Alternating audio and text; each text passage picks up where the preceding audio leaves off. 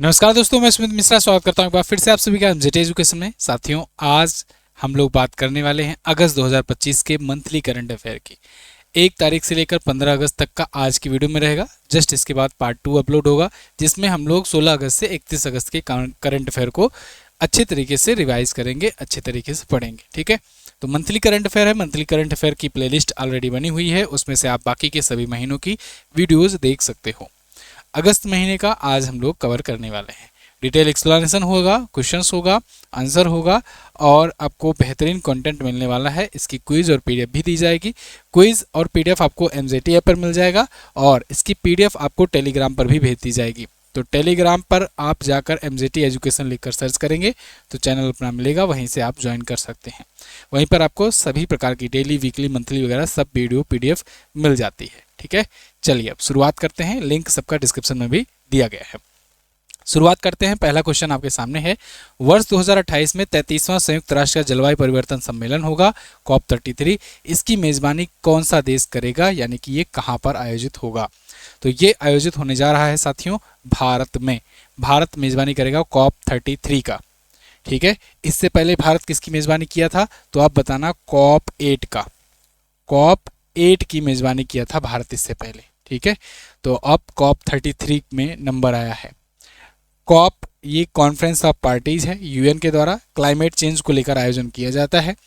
अभी जो recent last वाला जो हुआ था वो बाकू अजरबैजान में हुआ था। ठीक है, और इसके बाद इस साल वाला ब्राजील में होगा कॉप। ठीक है, COP 30। तो 2002 में नई दिल्ली में COP 8 की मेजबानी भारत ने इससे पहले की हुई थी, कॉन्फ्रेंस ऑफ पार्टीज की। 1992 में अपनाया गया था। 1995 में पहली बार हुआ था। 1995 में पहली बार हुआ था, जर्मनी में हुआ था, बर्लिन में, जर्मनी में हुआ था पहला COP 1, conference of parties 1। Okay, तो COP 33 की मेजबानी भारत को मिलेगी। समझ में आया? क्लाइमेट चेंज को लेकर के यूएन का एक मीटिंग होता है वार्षिक रूप से।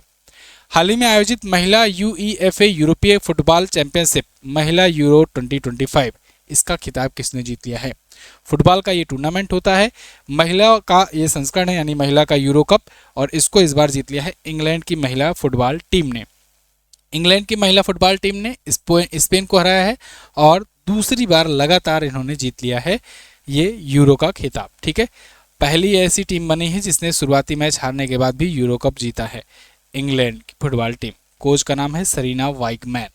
अगला, हाल ही में किसके द्वारा एक वैश्विक पहल ग्लोबल SPECS या स्पेसेस 2030 इससे शुरू किया गया? तो ये किसके द्वारा शुरू किया गया? विश्व स्वास्थ्य संगठन या शॉर्ट फॉर्म में कहें WHO, वर्ल्ड हेल्थ ऑर्गेनाइजेशन, इसके द्वारा शुरू किया गया है। ग्लोबल लेवल की पहल है ग्लोबल स्पेसेस। ठीक है, इसका लक्ष्य है कि 2030 तक सभी के लिए किफ़ायती नेत्र देखभाल सेवाएं सुनिश्चित करना, फ्री आई चेकअप या लो कॉस्ट के आई चेकअप प्रोवाइड करना। अब आप कहोगे ये कौन सी बड़ी बात है? तो ये इंडिया में बड़ी बात नहीं है। आप पाकिस्तान में चले जाओ, बहुत सारे अफ्रीकी देश हैं, अफगानिस्तान है, इन सब में अगर चले जाओ तो वहाँ पर आँखों की चिकित्सा एक बड़ा हैवी कॉस्ट वाला चिकित्सा होता है और वहाँ पर इतना ज़्यादा मेडिकल सिस्टम इक्विपमेंट अभी नहीं बिल्ड हो पाए हैं। तो ऐसी जगहों पर किसी को जैसे चश्मे प्रोवाइड करना है, किसी को पता करना कि क्या दिक्कत है, निकट दृष्टि दोष है, दूर दृष्टि दोष है, क्या दोष है, उसको सार्वजनिक कैंप्स लगा कर के WHO करेगा।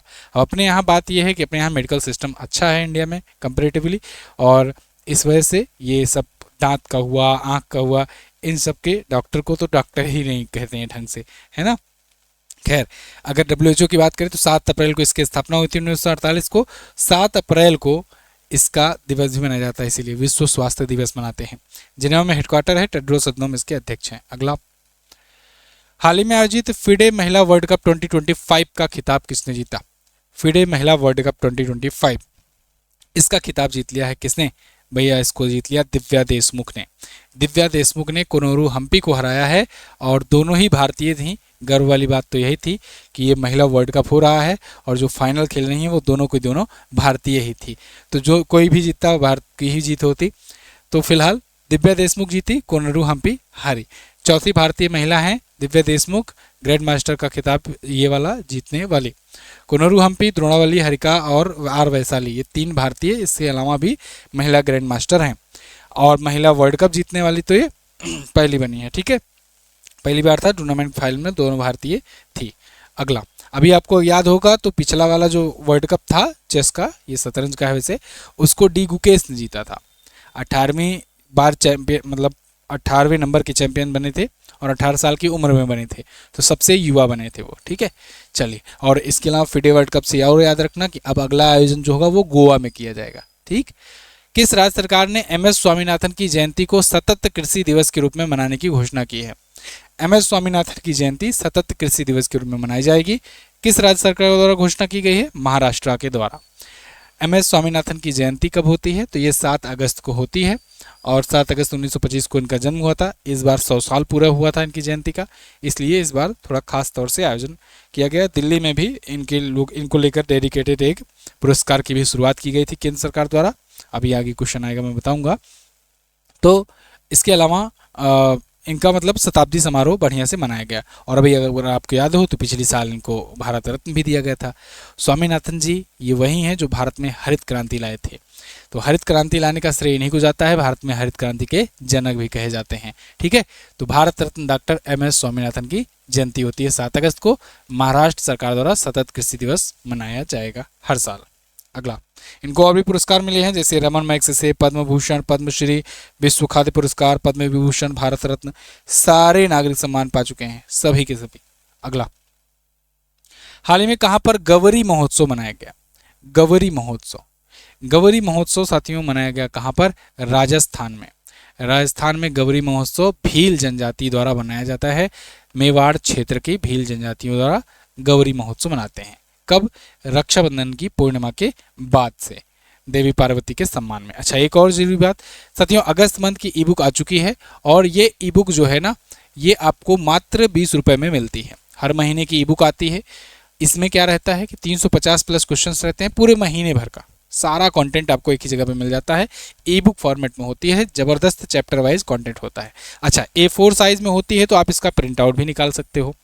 प्रिंट आउट कराने जाओगे प्रिंटर के पास, उसे बोलोगे कि भैया आप 4 पेज को 1 पेज में कर दो, तो फिर आपका कॉस्ट बच जाएगा। जैसे मान लो 120 पेज की ई बुक हुआ है, आसपास में रहती है, तो आपका 4 गुना कम कर दो, है ना। तो 30 पन्ने का 30 ही रुपये आपको देना पड़ेगा और प्रिंट आउट हो जाएगा आपका, हार्ड कॉपी में पढ़ सकते हो।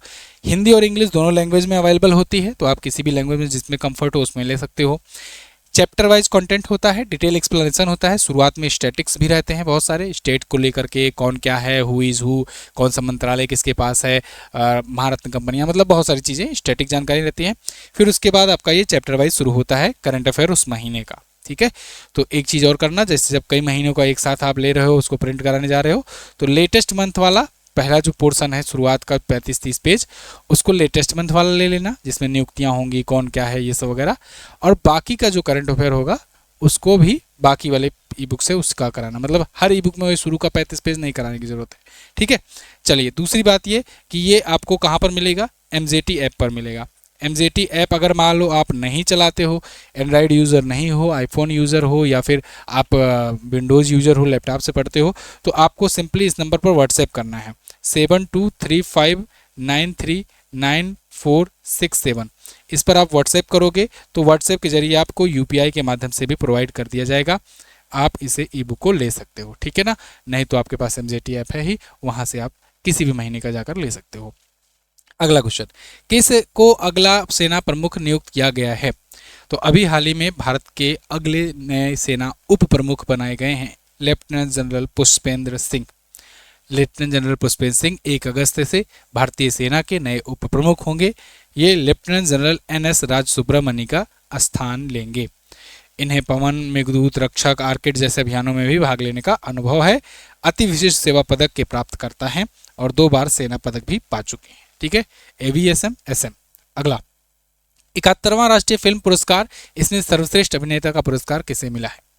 राष्ट्रीय फिल्म पुरस्कार का एक अलग ही महत्व है क्योंकि इसको भारत सरकार के द्वारा दिया जाता है फिल्म के क्षेत्र में, सिनेमा के क्षेत्र में योगदान के लिए। और एक बात, ये भारत की सभी फिल्मों, सभी प्रकार की जो भाषा वाली फिल्में हैं उन सबको एक साथ सम्मानित करता है, इसीलिए इसका तवज्जो बढ़ जाता है। ठीक है, जैसे आप अलग अलग जगहों पर देखते हो, कन्नड़ सिनेमा के लिए वहाँ अलग समारोह होता है, फिल्म फेयर वगैरह ये बॉलीवुड के लिए होता है, ठीक है ना। लेकिन यहाँ पर ये होता है भारत की सभी भाषाओं की फिल्मों को इसको इंक्लूड किया जाता है।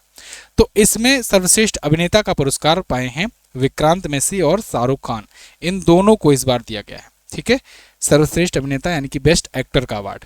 इसके अलावा बेस्ट एक्ट्रेस का अवार्ड ये पाई हैं रानी मुखर्जी मिसेस चटर्जी बनाम नॉर्वे को लेकर, और इसमें शाहरुख खान जवान को लेकर, विक्रांत मैसी 12th फेल को लेकर के पाए हैं।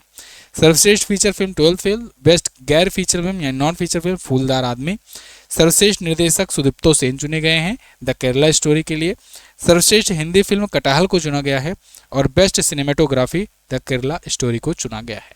क्लियर। अगला, स्टारलिंक को हाल ही में किस देश में सैटेलाइट इंटरनेट लॉन्च करने का लाइसेंस मिला है? स्टारलिंक सैटेलाइट इंटरनेट लॉन्च कर रहा है, इसका लाइसेंस मिल गया है इंडिया में, मतलब अब इंडिया में भी अपना सैटेलाइट इंटरनेट ये प्रोवाइड कर सकेगा। तो इसके लिए भारत ने लाइसेंस इसको दे दिया है, फाइनली इसकी एंट्री अब ऑफिशियल हो जाएगी। आपको याद होगा स्टारलिंक ने इससे पहले आने से पहले, एंट्री मारने से पहले ही जियो और एयरटेल के साथ साझेदारी कर ली है, यानी अब जियो और एयरटेल की मदद से ये सैटेलाइट इंटरनेट प्रोवाइड करेगा। इसका कॉस्ट बहुत ज़्यादा है, 3,000 रुपये वगैरह करके महीना है, एक महीने का। लेकिन अब आप कहोगे कि इतना महंगा लेगा कौन यहाँ पर, या तो 300 वाला महंगा लगता है। तो एक्चुअल में ऐसे दूर दराज इलाकों को कवर करने में काफ़ी काम आएगा जहाँ पर 3,000 देना भी सस्ता लग रहा होता हो। ठीक है, कि इंटरनेट मिल जाए किसी तरीके से बस। तो इसलिए भारत में सैटेलाइट इंटरनेट की एंट्री काफ़ी महत्वपूर्ण है। आप जानते हो स्टारलिंक किसकी सेवा है? ये है स्पेस एक्स की। स्पेस एक्स ने क्या किया है कि 7,000 से ज़्यादा सैटेलाइट का गुच्छा लॉन्च कर दिया है पूरा पूरा पृथ्वी के चारों तरफ। उसके माध्यम से ऊपर से ही सैटेलाइट के माध्यम से ये इंटरनेट प्रोवाइड करते हैं। स्पेस एक्स के सीईओ कौन है? Elon Musk. अगला, double Olympic champion Laura Dahlmeier, इनका किस चोटी पर चढ़ाई करते हुए गिरने के कारण निधन हो गया? तो लॉरा डहलमियर ये पाकिस्तान पहुंच गई थी। पाकिस्तान पे कोई ज़मीन पर नहीं सेफ है, पहाड़ पे कैसे सेफ रहेगा? ये चढ़ रही थी लैला पीक पर, पाकिस्तान की सबसे ऊंची चोटी है। ठीक है, तो लॉरा डहलमियर वहाँ पर चोटी पर चढ़ाई कर रहे थे और पैर फिसला, नीचे आई, सीधे ही लगभग 5,700 मीटर की ऊंचाई पर चढ़ने के बाद से फिसलने के बाद नीचे गिरी और इनका निधन हो गया है 31 वर्ष की उम्र में। इंपॉर्टेंट क्यों है ये? इंपॉर्टेंट ये है क्योंकि ये जर्मनी की बायोथलॉन एथलीट थी और बायोथलॉन में इन्होंने 2 बार ओलंपिक में गोल्ड जीता था, 2 बार की ये ओलंपिक गोल्ड मेडलिस्ट थी। ठीक है, तो इसलिए, और इसके अलावा 7 बार की विश्व चैंपियन रही हैं, तो इम्पोर्टेंट पर्सन थी, लेकिन बस पहाड़ पे चढ़ना था इनको।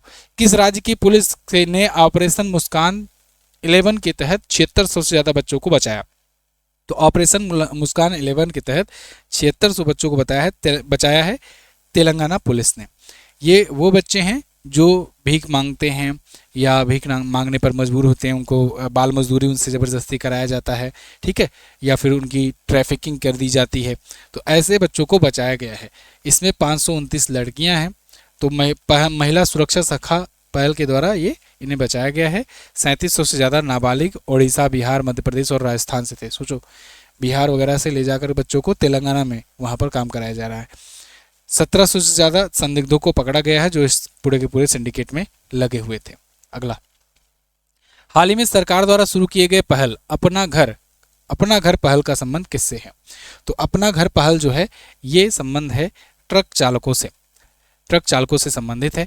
ट्रक चालक जो होते हैं वो रोडवेज पर ले जाते हाईवेज पर ले जाते हैं गाड़ियाँ। रात हो जाती है जब, तो कई बार वहीं साइड में किनारे लगाकर ट्रक पर उसी के नीचे सो जाते हैं या कहीं पर भी पार्क कर देते हैं जहाँ जगह नहीं रहता है। और अक्सर ऐसे मामलों में एक्सीडेंट हो जाता है, क्योंकि अगर तेज़ रफ्तार से कोई कार आ रही होती है, अचानक से उसके सामने ट्रक वगैरह आ जाता है, बैलेंस गड़बड़ाता है और वो जाकर ठोंक देते हैं। तो इसको देखते हुए, और इसके अलावा जब ट्रक चालकों की नींद नहीं पूरी होती है तो अक्सर यही लगा देते हैं।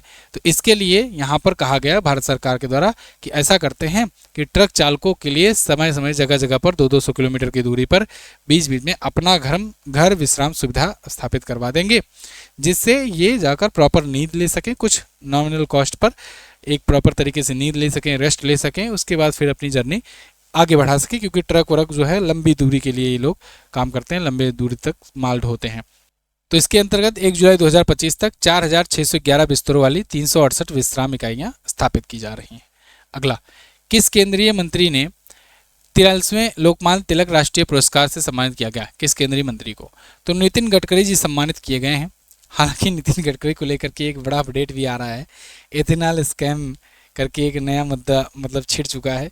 तो नितिन गडकरी जी के बेटे जो हैं, इस पर मैंने आपको एक वीडियो दी है, वैसे आप देखिएगा, एथेनॉल स्कैम क्या है करके चैनल पर मैंने बना रखी है। तो एथेनॉल जो E20 हुआ था ना कि मतलब एथेनॉल ब्लेंडिंग की जाएगी, पेट्रोल डाला जाएगा, उसमें 20% रहेगा एथेनॉल। तो पता लगा कि 20% एथेनॉल के चक्कर में वो तो मस्ट कर दिए कि ऑल ओवर इंडिया लागू करेंगे। 2030 का लक्ष्य था, 2025 में अचीव हो गया। लेकिन बाद में पता चला कि इनके जो बेटे हैं, उनकी एक कंपनी है, निखिल गडकरी है उनके बेटे का नाम, इनकी कंपनी है सियान एग्रो। तो वो जो सियान एग्रो है उसको ज़्यादा प्रॉफिट मिल रहा है क्योंकि वही बनाती है एथेनॉल।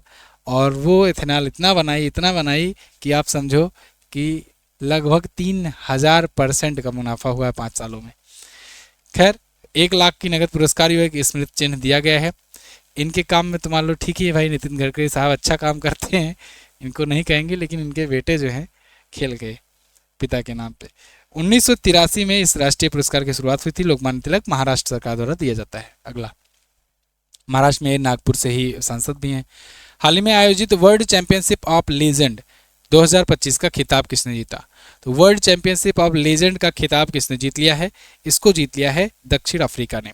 ये क्रिकेट का वो खिताब था जिसमें लीजेंड्स क्रिकेटर खेला करते थे, है ना, जैसे भारत से सचिन तेंदुलकर हो गए, इरफान पठान हो गए, जो रिटायर्ड खिलाड़ी रहे हैं, उनके बीच में था। लेकिन भारत इसमें क्यों नहीं जीता? एक्चुअल में भारत ने इसको बाइकआउट कर दिया एक प्रकार से। कारण ये था, इसमें पाकिस्तान खेल रहा था, तो ऑपरेशन सिंदूर के बाद सेंटीमेंट हाई है ही, तो फिर यहाँ पर लीजेंड्स ने खेलने से मना ही कर दिया पाकिस्तान के खिलाफ। इस प्रकार से पाकिस्तान पहुँच गया फाइनल। लेकिन पाकिस्तान वही हाल है, जब किस्मत ही खराब हो, आप फर्स्ट जो आने वाला है वो अगर आए भी ना तो भी आप हार जाओगे। तो वही हाल इनके साथ हुआ कि भारत था भी नहीं, फिर भी ये नहीं जीत पाए, जाकर साउथ अफ्रीका से हार गए। साउथ अफ्रीका जो कोई भी वर्ल्ड कप नहीं जीतती है कभी, लेकिन वो इनको हरा करके जीत गई। खैर भारत ने इसमें पाकिस्तान के खिलाफ खेलने से मना कर दिया था। एजबेस्टन बर्मिंघम में आयोजन किया गया था।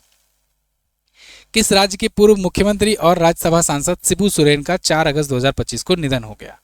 तो शिबू सोरेन ये पूर्व मुख्यमंत्री रहे हैं झारखंड के, और राज्यसभा के सांसद में भी रहे, लेकिन इनका अभी निधन हो गया है। झारखंड मुक्ति मोर्चा के संस्थापक और संरक्षक थे। इन्हीं के बेटे हेमंत सोरेन हैं, जो वर्तमान में मुख्यमंत्री हैं झारखंड के। ठीक है, 38 वर्षों से अधिक समय तक झारखंड के मुक्ति मोर्चा का इन्होंने नेतृत्व किया। झारखंड को अलग करवाने में, अलग राज्य बनवाने में इनकी अहम भूमिका रही थी। राज्यसभा के सांसद भी बने बाद में जाकर।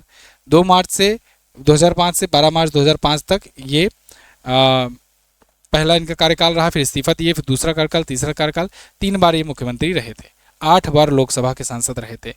दिसोम गुरु के नाम से इन्हें जाना जाता था। तो ओवरऑल ये इंपॉर्टेंट क्वेश्चन है और कई सारे इसमें फैक्ट हैं, तो आप याद रखना। एक तो दिसोम गुरु, ठीक है, इसके अलावा 3 कार्यकाल और झारखंड मुक्ति मोर्चा के संस्थापक। अगला, कहां पर भारत के पहले make in India green hydrogen plant का उद्घाटन किया गया? भारत का पहला make in India green hydrogen plant, इसका उद्घाटन किया गया है गुजरात में। कहां पर? गुजरात में किया गया है। केंद्रीय मंत्री सर्बानंद सोनोवाल जी ने किया है। दीनदयाल बंदरगाह प्राधिकरण द्वारा ये शुरू की गई योजना थी। अब ये क्या करेगा? शून्य शुद्ध उत्सर्जन वाले ये लक्ष्य को प्राप्त करने की दिशा में काम करेगा। ग्रीन हाइड्रोजन प्लांट है, तो ये हाइड्रोजन को प्रोड्यूस करेगा। ठीक है, फिर उसके बाद हाइड्रोजन ईंधन का इस्तेमाल किया जाएगा अलग अलग जगह। तो 2070 तक भारत ने शुद्ध शून्य कार्बन उत्सर्जन का लक्ष्य भी रखा है, ये भी याद रखना। 2047 तक भारत ने लक्ष्य रखा है कि हम लोग ऊर्जा स्वतंत्र हो जाएंगे। ठीक है, मतलब ऊर्जा के लिए किसी देश पर डिपेंड नहीं रहेंगे। पीएम मोदी की प्रमुख पहल परीक्षा पे चर्चा ने कितने लोगों के रजिस्ट्रेशन के साथ गिनीज वर्ल्ड रिकॉर्ड बना दिया है? तो दोस्तों, पीएम मोदी की एक पहल है, 2018 से इन्होंने शुरू किया है परीक्षा पे चर्चा।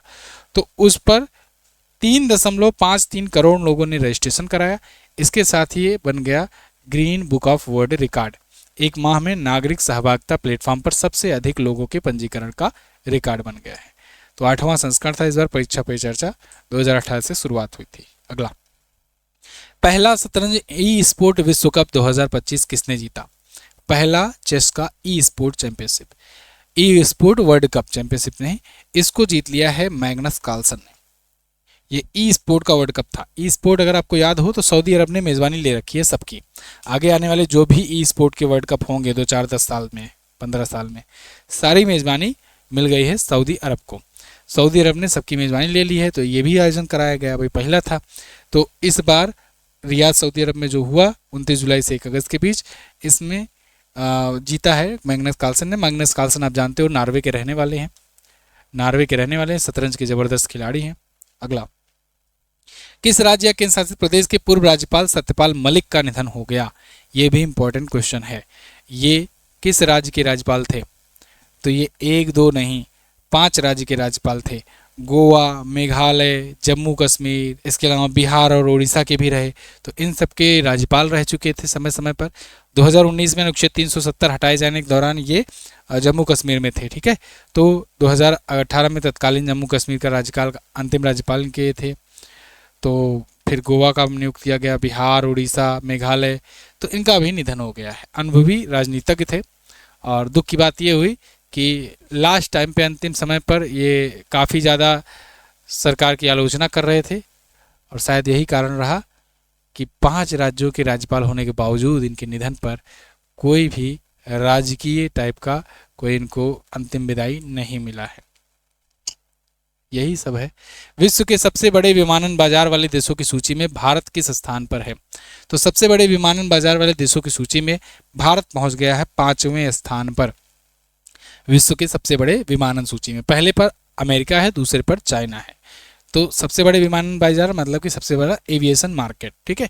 अंतर्राष्ट्रीय वायु परिवहन संघ ने इसको जारी किया है, बाकी आपको जानने की जरूरत है नहीं। भारत में सबसे बिजी जो रूट है वो दिल्ली मुंबई का रूट है। अगस्त 2025 में भारत और किस देश के बीच 9 समझौते पर हस्ताक्षर हुए? तो भारत और फिलीपींस के बीच में 9 समझौते पर हस्ताक्षर हुए हैं।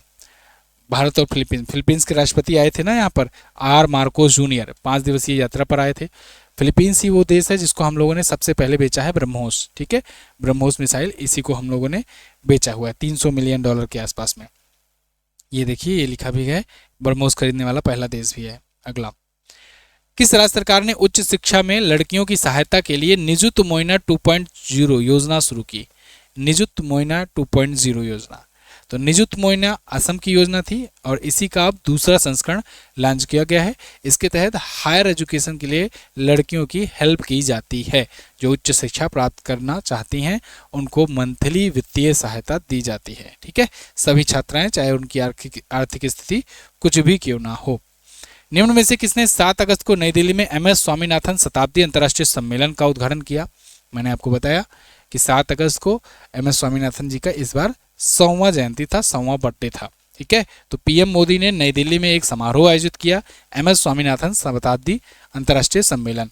इस अवसर पर एक पुरस्कार भी शुरू किया गया है, यहाँ नहीं लिखा गया है, चलिए मैं बता दे रहा हूँ। तो एक वैश्विक रूप का पुरस्कार भी शुरू किया गया है, अवार्ड शुरू किया गया है MS स्वामीनाथन जी के नाम पे ही। तो जो आने वाले दिनों में जो भी कृषि को लेकर के खूब बढ़िया योगदान देगा अपने देश में, तो उसको MS स्वामीनाथन पुरस्कार दिया जाएगा, ठीक है, उस साल का। चलिए, तो evergreen revolution the path to organic happiness के साथ इनके साथ मनाया गया। डाक टिकट जारी किया गया, सिक्के भी जारी किए गए। अगला, हाल ही में जारी ग्लोबल AI सिटी इंडेक्स 2025 में भारत में कौन सा शहर शीर्ष पर है? तो AI सिटी इंडेक्स में, ग्लोबल AI सिटी इंडेक्स में भारत में टॉप पर है बेंगलुरु सिटी। टॉप पर कौन सी सिटी है? बेंगलुरु शहर। ओवरऑल रैंकिंग में हालांकि ये 26वें स्थान पर है, लेकिन टॉप पर है भारत में। सिंगापुर ओवरऑल में दुनिया में टॉप पर है, दूसरे पर सियोल, तीसरे पर बीजिंग है, ठीक है। तो काउंटर पॉइंट रिसर्च ने जारी किया है। ऑस्ट्रेलिया और किस देश के युद्धपोतों के लिए अब तक का सबसे बड़ा रक्षा समझौता हुआ है? तो ऑस्ट्रेलिया और जापान के बीच में हुआ है बहुत बड़ा डील, एक मेगा इन्वेस्टमेंट हुआ है युद्धपोत को लेकर के। देखो, ऑस्ट्रेलिया और जापान ना ये क्वाड के भी मेंबर है। क्वाड आप जानते हो, क्वाड के मेंबर में 4 देश हैं। कौन कौन से? ऑस्ट्रेलिया है, USA है, इंडिया है और जापान है। इनका काम ये होता था कि चाइना को काउंटर किया जाए, लेकिन अब ये क्वाड जो है गड़बड़ हो गया है। क्यों गड़बड़ हो गया है? एक तो इसमें देखो, चाइना से रिलेशन ऑस्ट्रेलिया के भी मजबूत हो रहे हैं, इंडिया के भी मजबूत हो रहे हैं, और जापान तो खैर मान लो नहीं अभी मजबूत हो रहा है, लेकिन जिसको काउंटर करने के लिए ये बनाया गया था उसने इसमें से 2 लोग को अपने में पाले में मिला लिया। इसके अलावा और क्या किया? इसके अलावा इसने क्या किया कि जापान को और इंडिया को, इन दोनों को USA के खिलाफ भी करवा दिया। जान लो एक प्रकार से करवा क्या दिया, सिचुएशन ये इस बार ऐसा बन गई कि हो गए। जापान ने चावल खरीदने से मना कर दिया, भारत ने अपने यहाँ एग्रीकल्चर सेक्टर में मार्केट में घुसने से मना कर दिया। बदले में यूएसए ने दोनों पर टैरिफ लगा दिया खूब, और इस वजह से क्वाड पूरा हो गया भरभंड। ठीक है, तो क्वाड इसी वजह से ट्रंप कहे अब क्या ही क्वाड में आए, इन्होंने क्वाड में आने से भी मना कर दिया जो इंडिया में होनी थी समिट। खैर, क्वाड के बीच में मालाबार हुआ करता था कभी। एससीओ तियानजियान शिखर सम्मेलन में भारत की कौन शामिल हो, भारत की तरफ से कौन शामिल होगा, भारत की नहीं, भारत की तरफ से कौन शामिल होगा, तो भारत की तरफ से गए थे पीएम मोदी। भव्य आयोजन हुआ, भव्य समिट हुई, और एशिया की 3 महाशक्तियां इसी समिट के दौरान एक साथ आईं। बहुत बढ़िया आयोजन हुआ। पीएम मोदी पहले जापान गए, फिर वहां से चाइना गए, और पूरी दुनिया को ये संदेश दिया गया कि भारत किसी के सामने झुकेगा नहीं, किसी भी टैरिफ के दबाव में आएगा नहीं। तुम रसिया से तेल लेने पर हम पर टैरिफ लगा रहे हो, लो हम रसिया के साथ ही समिट में आ गए, क्या कर लोगे। तो 25वीं राष्ट्राध्यक्ष परिषद बैठक है संघाई सहयोग संगठन की, और पीएम नरेंद्र मोदी शामिल हुए, और ये 31 अगस्त और 1 सितंबर को आयोजित हुआ। ठीक है, तियानजिन चीन शहर में। एससीओ के बारे में बात करें, 2001 स्थापना हुई थी। अभी इस पर मैंने वीडियो भी दिया था जब समिट हुई थी, तो आप उसको भी देख सकते हो। बीजिंग में इसका हेडक्वार्टर है। पहले जब स्थापित हुआ था तो इसे संघाई 5 के नाम से जाना जाता था। बाद में 2001 में जब उज्बेकिस्तान जुड़ा तो इसको नाम कर दिया गया संघाई सहयोग संगठन। ठीक है, पहले चीन, कजाकिस्तान, किर्गिस्तान और रूस और तजाकिस्तान, केवल यही 5 थे। बाद में उज्बेकिस्तान जुड़ा 2001 में, 2017 में भारत पाकिस्तान जुड़ा, 2023 में ईरान जुड़ा, और 24 में बेलारूस जुड़ा। ठीक, ये पूछा जाएगा। अगला, सांकेतिक भाषा विशेषज्ञों को पैनल में शामिल करने वाला पहला राज्य कौन बना। सांकेतिक भाषा विशेषज्ञों के पैनल में शामिल करने वाला पंजाब राज्य बन गया है पहला राज्य। आज के टाइम पर फ्लड से काफ़ी ज़्यादा परेशान है पंजाब। खैर, सांकेतिक भाषा विशेषज्ञों को पैनल में इसने शामिल किया है किशोर न्याय अधिनियम 2015 के तहत। सांकेतिक भाषा जो संकेत इशारे करके बतलाते हैं, है ना, इधर से इशारे उधर से उशारे। अच्छा, ये पहल जो होगी केवल किशोर न्याय मामलों तक ही सीमित नहीं रहेगी, बल्कि इसे पॉस्को एक्ट में भी शामिल किया जाएगा। पॉस्को के तहत भी आने वाले केसेस को इसमें इंक्लूड किया जाएगा। अगस्त 2025 में कौन सा देश अंतर्राष्ट्रीय सौर गठबंधन का 107वां सदस्य देश बना। इंटरनेशनल सोलर अलायंस आप जानते हो ना, भारत की ही अध्यक्षता में स्थापित किया गया था। भारत और फ्रांस ने मिलकर 2015 में स्थापित किया था, और उस समय COP21 शिखर सम्मेलन हो रहा था पेरिस में। COP21 बहुत इंपॉर्टेंट शिखर सम्मेलन है, इसको याद रखना, क्योंकि इसी में पेरिस जलवायु समझौता निकला है। क्या निकला? पेरिस जलवायु समझौता। यहाँ से क्वेश्चन आजकल बहुत पूछे जा रहे हैं पेरिस जलवायु समझौते से, नोट डाउन करके रख लो, क्योंकि इस जलवायु समझौते में ही ये डिसाइड किया गया। क्या डिसाइड किया गया? कि भाई हम लोग टेम्परेचर को, ग्लोबल टेम्परेचर को 1.5 डिग्री सेल्सियस से बिलो रखेंगे, 1.5 डिग्री सेल्सियस के पास रखेंगे, स्थिर रखेंगे, इसके आसपास रखेंगे, और 2050 तक 2 डिग्री सेल्सियस के नीचे रखेंगे, 2 डिग्री सेल्सियस के बिलो रखेंगे। कब तक? 2050 तक।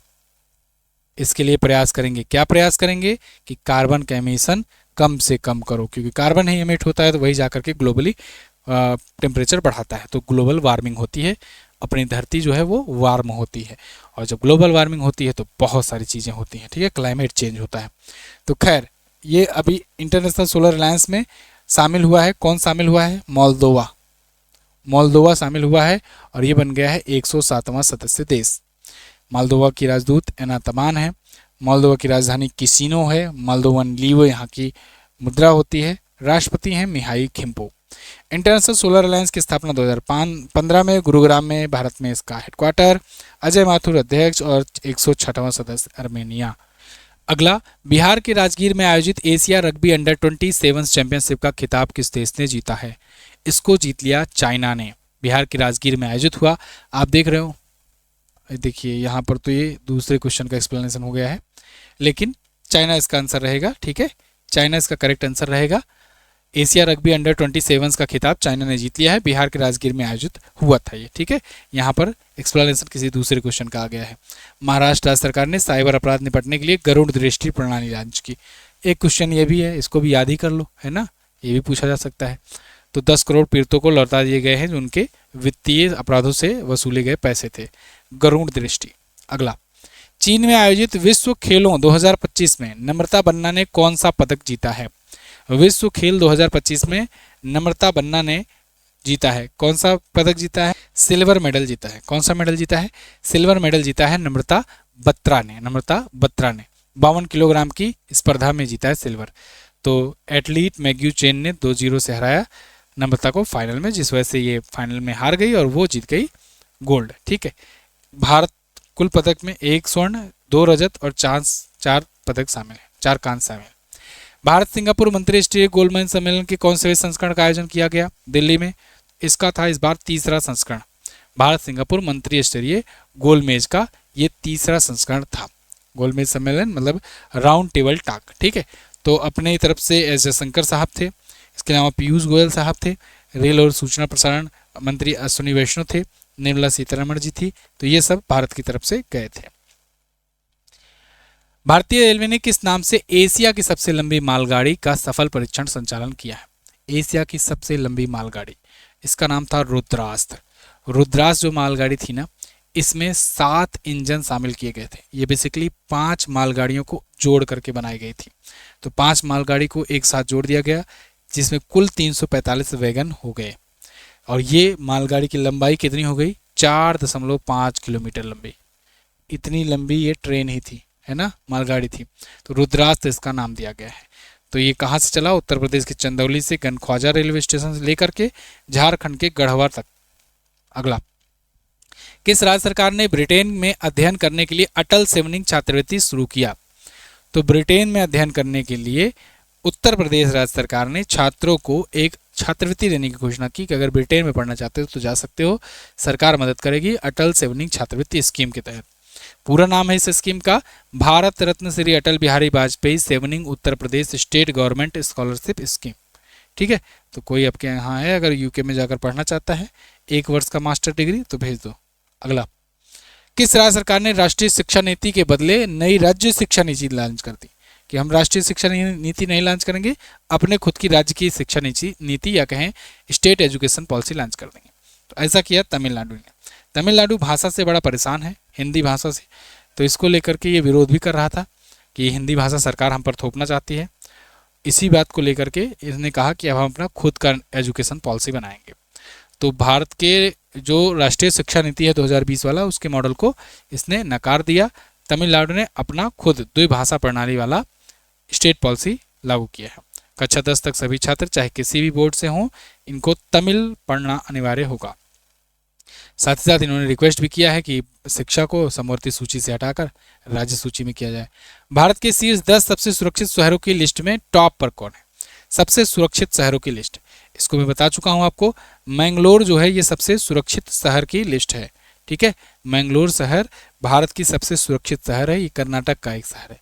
बेंगलुरु राजधानी है, लेकिन मैंगलुरु भी एक शहर है, दूसरा शहर। ठीक है, बड़ोदरा दूसरे पर है, तीसरे पर अहमदाबाद है सेफेस्ट सिटी के रूप में। ठीक है, और अगर पूरे एशिया में बात किया जाए, यहाँ तो नहीं लिखा गया है, एशिया में अगर बात किया जाए तो एशिया में सबसे सुरक्षित कौन सा है भाई? सिंगापुर। सिंगापुर। ठीक है, अगला, 38वें बगोटा अंतर्राष्ट्रीय पुस्तक मेले को में किस देश को मुख्य अतिथि चुना गया? बगोटा अंतर्राष्ट्रीय पुस्तक मेला 2026 यानी कि अगले साल होगा। तो इसका अध्यक्ष चुना गया है या कहे मुख्य अतिथि चुना गया है भारत को। भारत को इनवाइट किया गया है एज ए चीफ गेस्ट। ये पुस्तक मेला है, बगोटा अंतर्राष्ट्रीय पुस्तक मेला काफ़ी समय से चला आ रहा है, 1988 से ही। और इसका अभी जब अगला संस्करण होगा तो भारत इसको जाएगा होस्ट करने। बगोटा राजधानी होती है कोलंबिया की। कोलंबिया की ही राष्ट्रपति हैं गुस्तावो पेट्रो। कोलंबियन पेसो यहाँ की मुद्रा। कहाँ पर देश का पहला पशु स्टेम सेल बायो बैंक खोला गया? पशु स्टेम सेल बायो बैंक, तो ये खोला गया हैदराबाद में।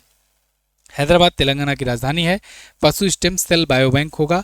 पशुओं के टिश्यूज, सेल्स यानी कोशिकाएं, ये सब कलेक्ट की जाएंगी आगे और अच्छे से स्टडी करने के लिए, और जिससे उनके रोगों का निस्तारण किया जा सके। ठीक है, तो ये यहाँ पर होगा, बायो बैंक होगा इसका। दक्षिण कोरिया ने किस देश के साथ उल्ची फ्रीडम शील्ड अभ्यास किया? उल्ची फ्रीडम शील्ड साउथ कोरिया ने किया है। किसके साथ किया? अमेरिका के साथ। साउथ कोरिया अमेरिका के साथ करेगा। ठीक है ना, तो उल्ची फ्रीडम शील्ड अभ्यास है, 18 से 28 अगस्त तक ये चला है। 1960 से ही ये चल रहा है अभी भी हुआ है। तो ये थे साथियों मोस्ट इंपॉर्टेंट 1 तारीख से 15 अगस्त तक के क्वेश्चंस। अगले पार्ट में मैं आपको 16 अगस्त से 31 अगस्त तक के करंट अफेयर में कवर कराऊंगा अगस्त महीने का। बाकी जिनको ई बुक लेना है, जो एक साथ पूरा पूरा महीना कवर कराना चाहते हैं, ई बुक के माध्यम से पढ़ना चाहते हैं, तो मैं आपको यही कहूँगा एक बार ई बुक जरूर लेकर के देखो।